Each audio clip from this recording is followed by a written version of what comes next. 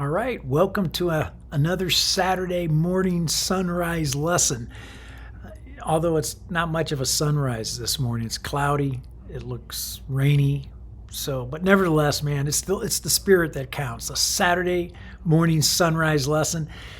I'm here at the Dallas School of Music getting ready to teach. No one's here yet. Faculty haven't even arrived. It's early. It's around 7 a.m. So I thought it'd be a good time, as always, to do a YouTube video, a YouTube lesson. And I want to address the question of the week that I dealt with in my podcast that is released on Tuesdays, the Jazz Piano Skills podcast.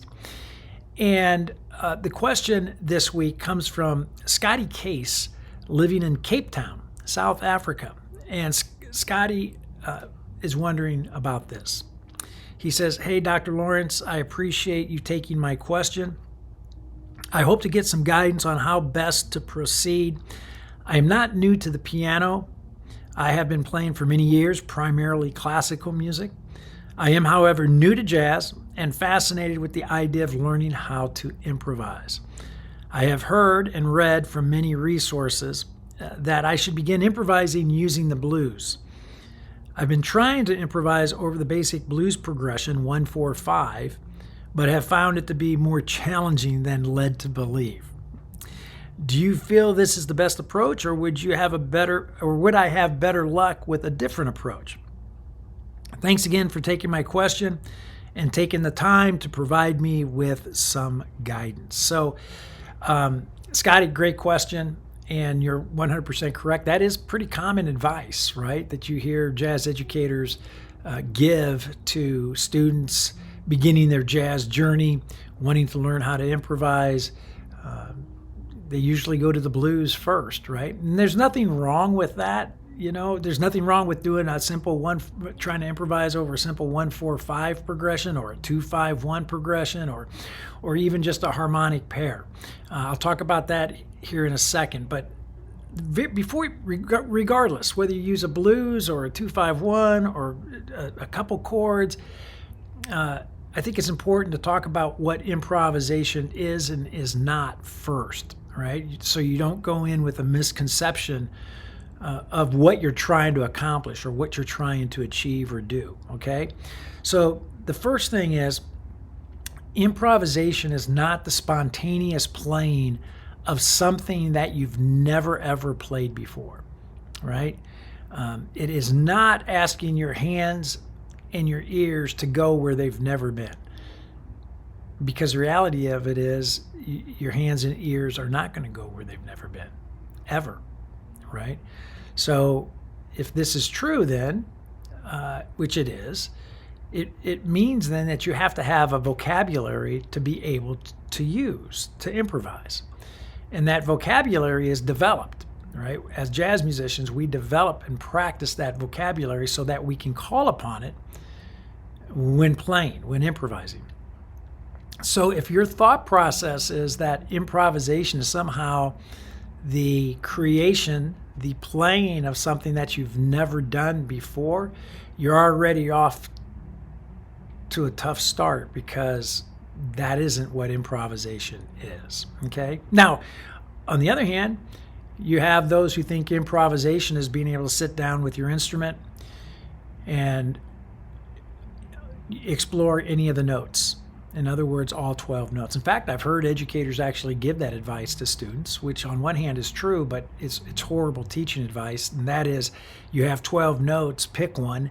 For the seasoned and professional improviser, that makes sense. That statement makes 100% sense. But to a student, setting a student up to have absolutely no boundaries, to be thinking in terms of notes, autonomous notes that they're trying to discover and utilize and play in order to create some kind of improvisational idea. That's trying to play with no boundaries, and no boundaries is a mess, right? There's an old expression, what do you call a river without banks? A swamp, right? What do you call improvisation without shapes, without boundaries?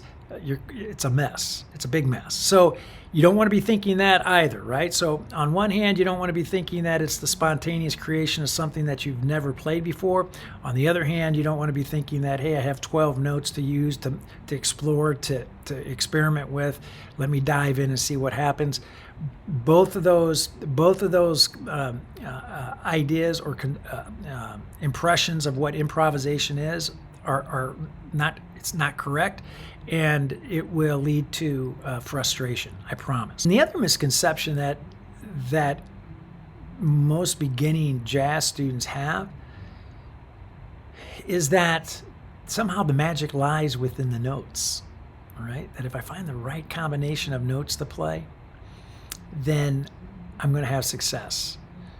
But the reality of it is the magic of improvisation doesn't lie within the notes, right? It actually lies within what you actually do with the notes, your rhythmic vocabulary.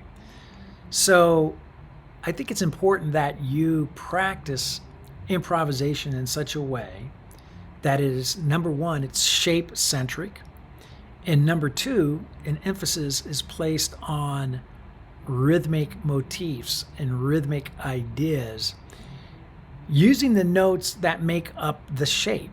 Okay, so what I would encourage you to do is I would encourage you to isolate a sound, and then begin improvising using the notes of that shape or that sound. So, for example, if I take a C7, I'm just going to isolate a C dominant 7 here, and I'm going to show you what I'm talking about. So C dominant 7, there's a shape, C, E, G, and B flat. And I'm going to use the notes that the shape is given to me, right? And I'm going to just improvise using rhythmic ideas.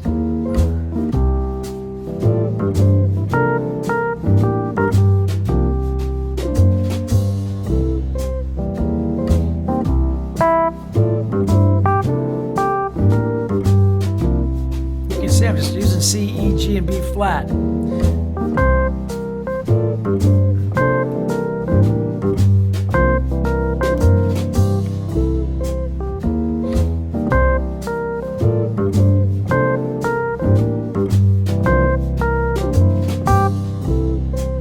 I can go multiple octaves, but I'm still just using those notes.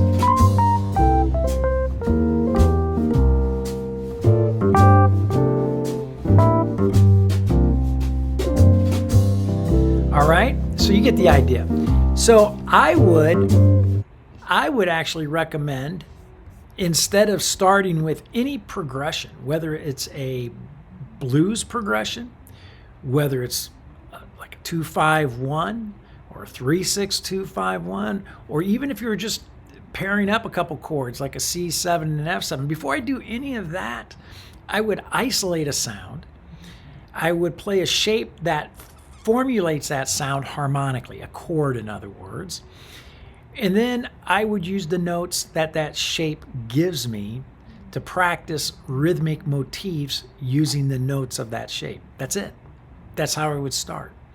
And of course, I would pay careful attention to repetition and space.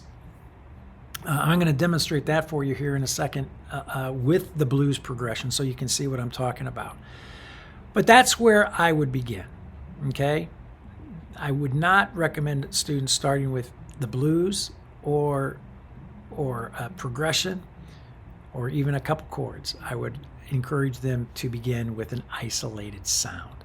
Now, if I was going to do the blues, have a student start using the blues as a format to begin improvising, I would have them begin with the blues scale, which again is a shape. So if I go back to my keyboard, so if I do in blues in the key of C,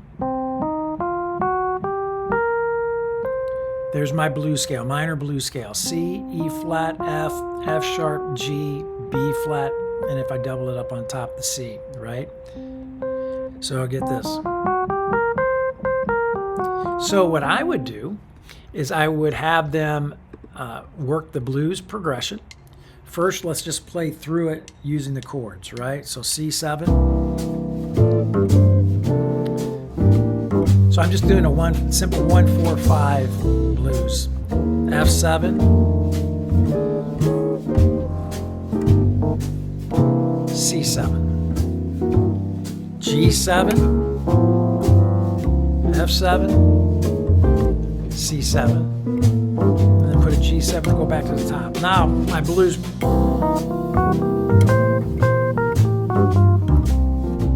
Play nothing here. So 2 measures on, 2 measures off. F, nothing, space. My 5 chord, 4, 1, nothing off. Let's do that again. So 2 measures on,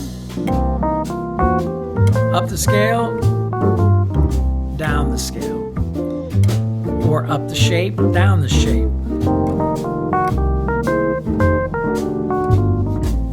Silence.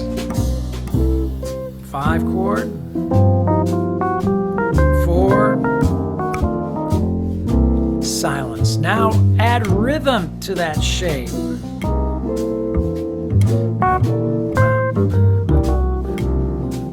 Space.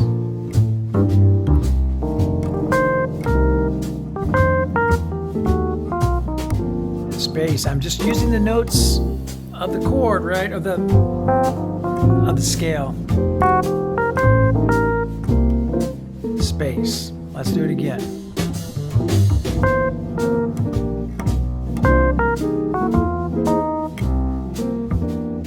Space.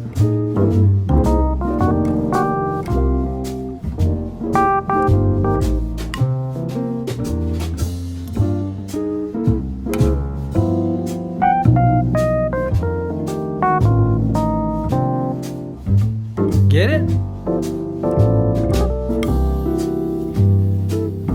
So I'm just wanting to use a line or a shape, focus on rhythm,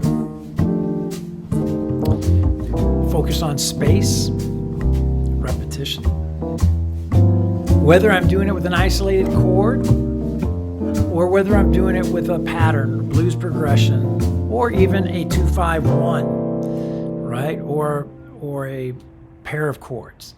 Either way, regardless of what format I'm using, what's most important is that it's shape-centric.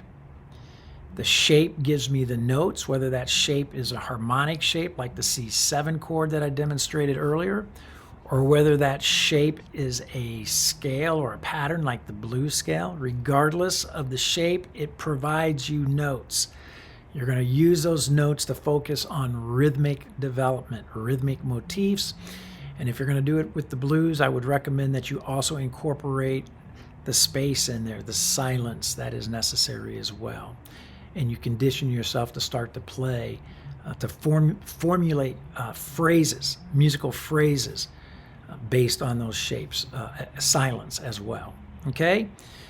So anyway, that is my 2 cents when it comes to starting improvisation for the beginner. Scotty, great question. I would probably recommend that you back away from the blues progression for a little bit, right? And start with an isolated sound. So if you're playing the blues in C, maybe start with that C7, all right? So I'm going to get back to my coffee, get ready for the students today at the Dallas School of Music. If you have any questions, by all means, feel free to reach out to me. My email address at Jazz Piano Skills is Dr. Lawrence, drlawrence at jazzpianoskills.com. My number here at the Dallas School of Music, you can call me, 972-380-8050. My office extension is 211, so if you get the automated attendant when calling in, just punch 211, and you will be directed right here to my office.